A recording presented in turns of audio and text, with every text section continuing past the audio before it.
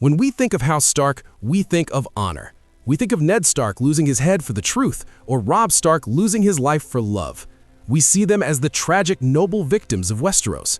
But what if I told you that Ned Stark was actually an anomaly?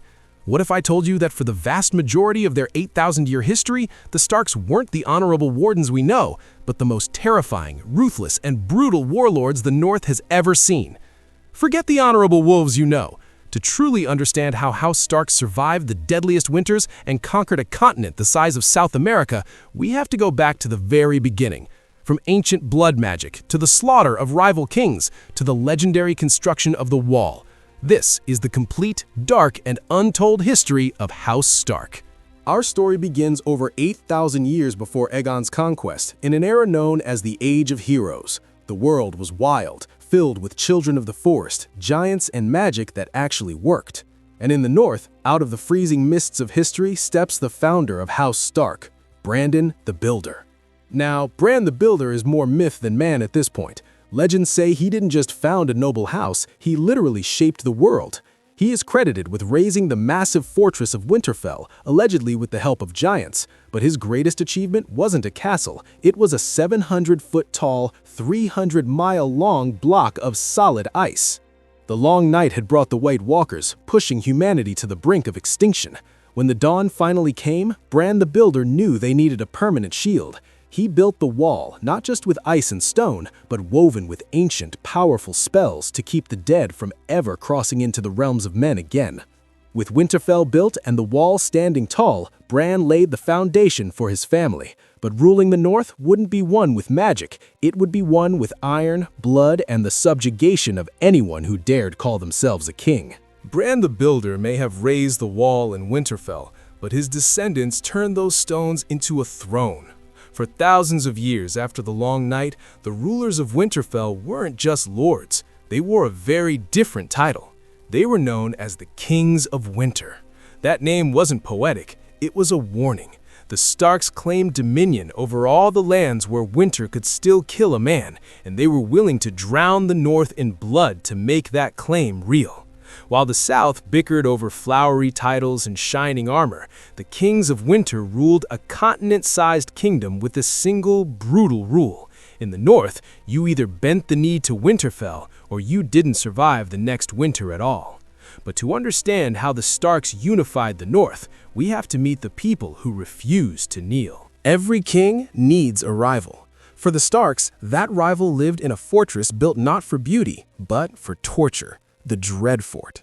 Here ruled the Red Kings of House Bolton, flayers, raiders, and the most sadistic enemies Winterfell ever faced. Where the Direwolf banner stood for harsh justice, the Flayed Man banner stood for pure terror. For centuries, the Starks and Boltons clashed in a cold civil war for control of the North. Bolton raids forced the Starks to constantly expand Winterfell's defenses, taller walls, deeper granaries, more guard towers. Not to impress nobles, but to survive sieges. The Boltons didn't just kill their enemies, they skinned them and wore their hides as cloaks. That wasn't just cruelty, it was psychological warfare.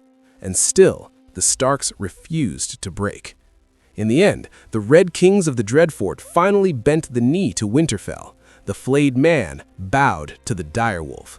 But the hatred between those two houses, that would echo all the way to Roose and Ramsay Bolton thousands of years later. The Boltons weren't the only so-called kings the Starks erased from the map.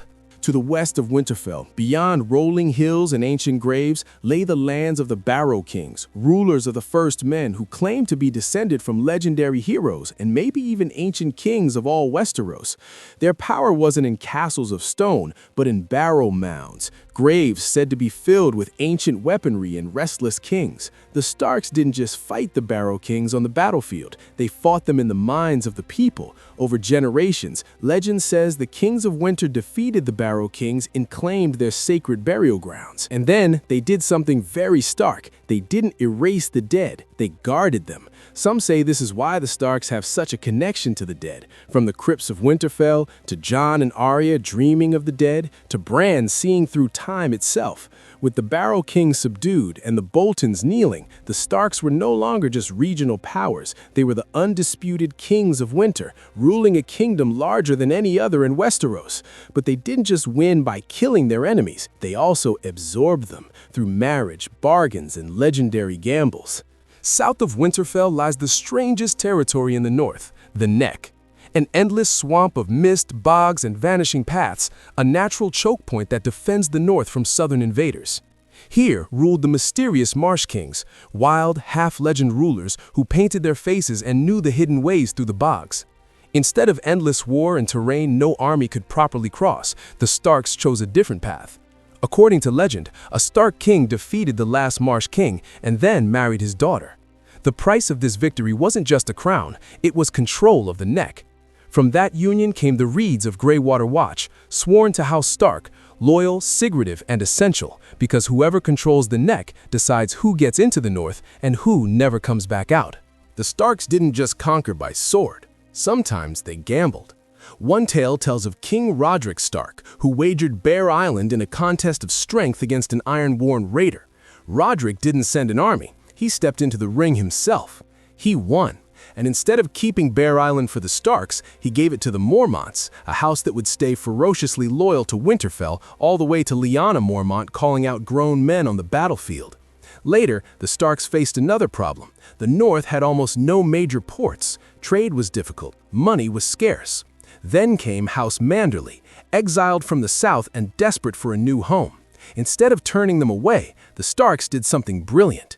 They gifted the Manderlys a stretch of land and helped them build White Harbor, the North's only real city and a massive trade hub. In return, the Manderlys swore unshakable loyalty to House Stark.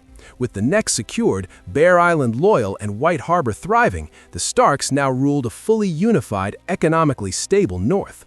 For thousands of years, no one could challenge the Kings of Winter, until someone arrived with something the Starks could never match. Not honor, not loyalty, dragons.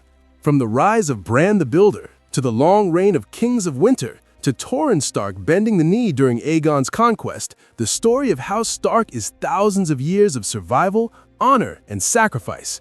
And that story eventually leads us to the era we know best: Robert's rebellion, Ned Stark's fall, Robb Stark's war, and Jon Snow's rise.